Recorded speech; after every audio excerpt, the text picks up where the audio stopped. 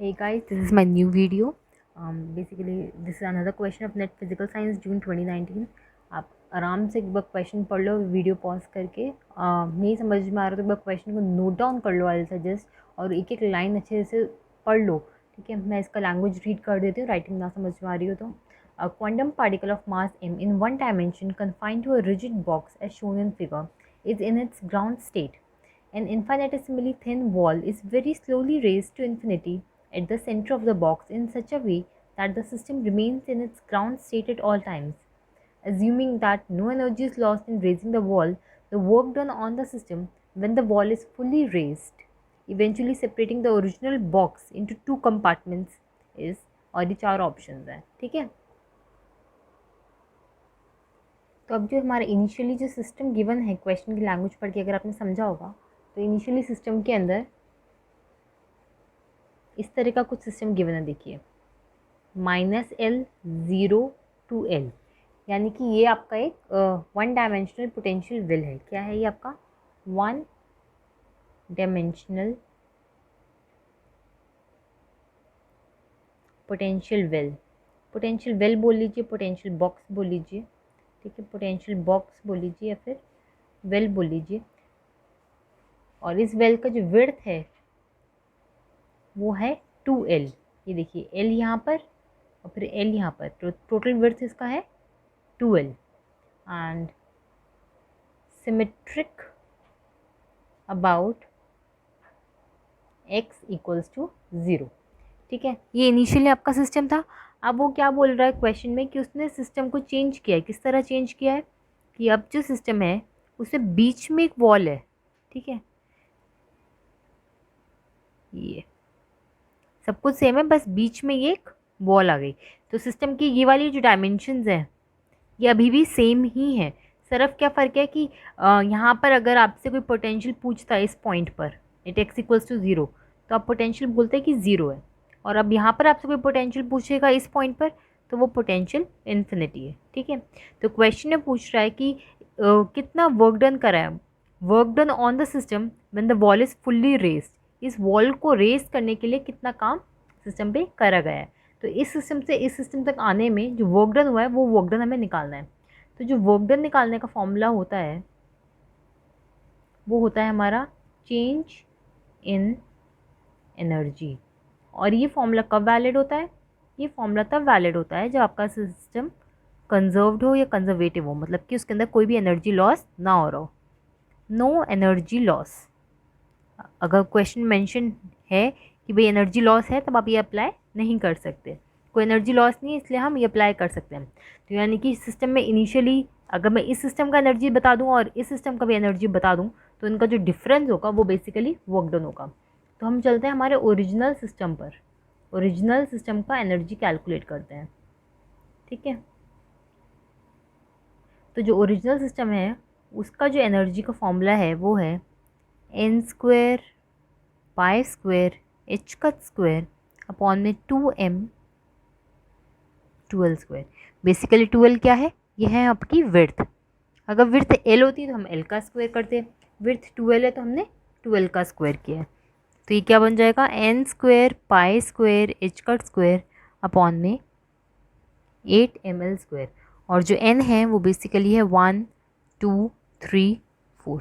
ठीक है, इस तरह से n की वैल्यू है।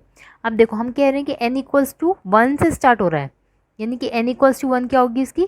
Ground state energy. Ground state energy वो होती है जो मिनिमम एनर्जी होती है सिस्टम की, ग्राउंड स्टेट एनर्जी। ओके, अब एक प्रॉपर्टी है क्वांटम मैकेनिक्स के अंदर, अगर हमारा कोई भी सिस्टम है, ज़रूरी नहीं है मतलब पोटेंशियल वैल्यू हो, दूसरा सिस्टम है जैसे कि हार्मोनिक ऑसिलेटर भी पढ़ते हैं, तो कोई भी सिस्टम हो, अगर हम कह रहे हैं कि n इक्वल्स टू 1 हम ग्राउंड स्टेट मानते हैं उस सिस्टम के लिए, n इक्वल्स टू 1 अगर हम कह रहे हैं ग्राउंड स्टेट है, तो यानी कि उसके वेव फंक्शन के जो नोड्स होंगे वो कितने होंगे? n-1 नोड्स होंगे। ठीक है, नोड्स वो पॉइंट जहाँ पर आपका वेव फंक्शन 0 होता है। Points where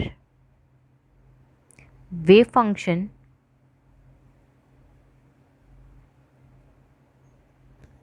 points where wave function of the system is 0। जहाँ जहाँ पर भी आपका सिस्टम का वेव फंक्शन ज़ीरो होता है वहाँ पर आपका एक नोड होता है। एक दूसरा एग्जांपल भी ले लेते हैं, जैसे कि आपके लिए harmonic oscillator, one dimensional harmonic oscillator. अगर आपका सिस्टम है हार्मोनिक ऑसिलेटर 1D, ठीक है, तो उस केस में हम बोलते हैं कि n इक्वल्स टू ज़ीरो आपका ग्राउंड स्टेट है, ठीक है, n इक्वल्स टू ज़ीरो आपका ग्राउंड स्टेट है। तो उस केस में नंबर ऑफ नोड्स कितने होते हैं? n nodes, number of nodes is equal to n। तो हमारे सिस्टम में कितने नोड्स हैं? हमारा है पोटेंशियल वेल, ठीक है, तो इसके अंदर n equals to 1 ground state है, n equals to 1 ground state है। तो आपके नंबर ऑफ नोड्स आ जाएंगे n-1, ठीक है। अच्छा, जहाँ जहाँ पर भी पोटेंशियल इन्फिनिटी होता है, अगर पोटेंशियल इक्वल्स टू इनफाइनाइट है, वहाँ पर आपका वेव फंक्शन क्या हो जाएगा? ज़ीरो हो जाएगा। आपका वेव फंक्शन बेसिकली ज़ीरो हो जाएगा, ठीक है। बेसिकली वहाँ पार्टिकल नहीं मिलेगा आपको, तो हम कहेंगे पार्टिकल वहाँ जा नहीं सकता, तो वेव फंक्शन पार्टिकल का ज़ीरो हो जाएगा अगर पोटेंशियल उसका ज़ीरो है, ठीक है। तो अब हम हमारा जो इनिशियल सिस्टम था वो ये था, ठीक है। तो इस सिस्टम की ग्राउंड स्टेट एनर्जी क्या हो जाएगी? पाई स्क्वेयर एच का स्क्वेयर अपॉन में 8ml², क्योंकि हमने n की जगह क्या पुट कर दिया? हमने 1 पुट कर दिया। अब हम दूसरे सिस्टम पर आते हैं, हमारा जो क्वेश्चन मेंशन्ड है, ठीक है।